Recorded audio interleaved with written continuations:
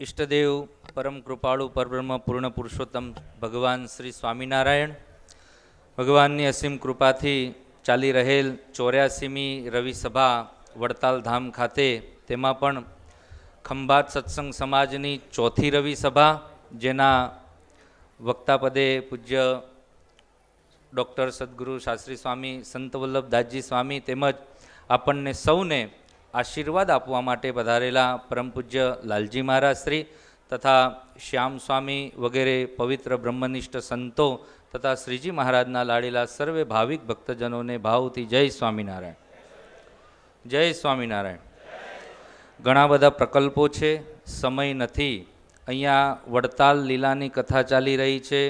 ઉમરેઠથી સંઘ આવ્યો, બુધેજથી સંઘ આવ્યો, ખંભાતથી સંઘ આવ્યો અને ઉત્સાહ અને ઉમંગ એટલો બધો હરિભક્તોમાં છે.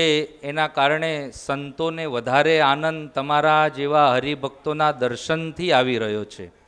વાલા ભક્તજનો, જેવી રીતે સમગ્ર દેશમાં ભગવાન શ્રી રામની પધરામણી થવાની છે અને રામ ભગવાનની પ્રતિષ્ઠા જે પ્રમાણે થવાની છે અને સારા એ દેશમાં કહીએ સમાજોમાં અને સોશિયલ મીડિયામાં જેવો આનંદ ભગવાન રામચંદ્રજીના પ્રતિષ્ઠાનો છે, એવો ને એવો જ આનંદ વડતાલ શ્રી લક્ષ્મીનારાયણ દેવ દ્વિશતાબ્દી મહોત્સવનો છે. આ સમગ્ર વડતાલ પંથકની અંદર આપણે જોવા જઈએ તો યાદ કરીએ પરમ પૂજ્ય ધર્મ ધુરંધર આચાર્ય મહારાજ શ્રી રાકેશ પ્રસાદજી મહારાજ શ્રીને જ્યારથી ઉત્સવનો જય જયકાર થયો છે અને ઉત્સવના પ્રારંભનું જ્યારથી બેનરનું ઓપનિંગ થયું છે ત્યારથી દેશ વિદેશમાં અને સારાએ વડતાલ સંપ્રદાયના સત્સંગની અંદર અનેકવિધ કાર્યક્રમો થઈ રહ્યા છે. નાનું અમથું કરવું હોય તો એ મોટું સ્વરૂપ થઈ જાય છે. અત્યારે તકલીફ અમને એવી થાય છે કે અમે 100 માણસનું વિચારીએ તો 200 એમનેમ થઈ જાય છે. એટલે વિચારવું પડે કે સંતોએ જે પ્રમાણે વિચાર છે એ પ્રમાણે અત્યારથી જ ડબલ કરવું પડે. 2-3 દિવસ પહેલાં પરચો કહું અને એક કોઠારી શ્રીના વચનમાં લક્ષ્મીનારાયણ દેવના આશીર્વાદ વસેલા હોય છે.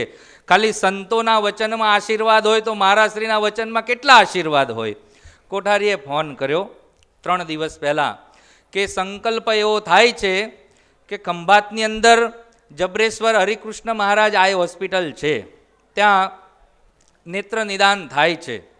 તો વિચાર એવો છે કે દ્વિશતાબ્દી મહોત્સવ આવે છે એટલે 200 ગામડાની અંદર 200 ફ્રી કેમ્પ કરવા છે કે જે નાના નાના ગામડાઓ જ્યાં પહોંચી ન શકતા હોય, એ લોકો જ્યાં પહોંચી ન શકતા હોય ત્યાં આપણે ત્યાં ડૉક્ટર પહોંચી જાય અને એમની તપાસ થાય, એમનું ઓપરેશન થાય, જે પણ કંઈ હોય એનું દર્દ દૂર થાય અને દ્રષ્ટિ મળે તો ભગવાનના દર્શન થાય. આવો સંકલ્પ એમણે ફક્ત ફોન મૂક્યો, તરત જ ભગવાનની દયા એવી કે તરત જ આ ગોવિંદભાઈ ઠક્કરનો છોકરો છે, લાલાભાઈ ઠક્કર સભામાં બેઠા છે, આમનો ફોન મૂક્યા પછી તરત એવો ફોન આવ્યો કે સ્વામી, જબરેશ્વર હરિકૃષ્ણ મહારાજ આઈ હોસ્પિટલની અંદર એમ્બ્યુલન્સની સેવા હું તમને ફેબ્રુઆરી મહિનામાં આપી દઉં છું, તમે અત્યારે લાવી દો.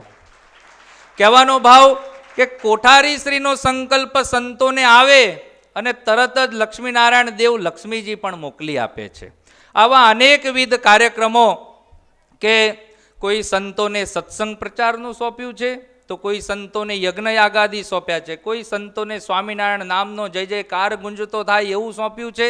હમણાં જ હરિગુણ સ્વામીએ વાત કરી કે 200 જગ્યાએ જઈ અને 200 યજ્ઞ કરવા બધા જ સંતો લાગી પડ્યા છે. અને તમારા જેવા હરિભક્તો જો સેવા કરતા હોય તો આ સંતો થાકે નહીં. ભગવાનના ચરણોમાં પ્રાર્થના કરીએ કે સત્સંગના પ્રચાર અને પ્રસાર અર્થે અને ભગવાન શ્રી લક્ષ્મીનારાયણ દેવ જે પધરાયા છે, શ્રીજી મહારાજે અને હરિકૃષ્ણ મહારાજ જે પધરાયા છે, એની ઓળખાણ સમગ્ર દેશ દુનિયામાં થાય અને એ ભગવાન દ્વારા આપણા જીવનું મંગળ થાય એવી ભગવાનના ચરણોમાં પ્રાર્થના કરીએ. અસ્તુ. જય સ્વામિનારાયણ.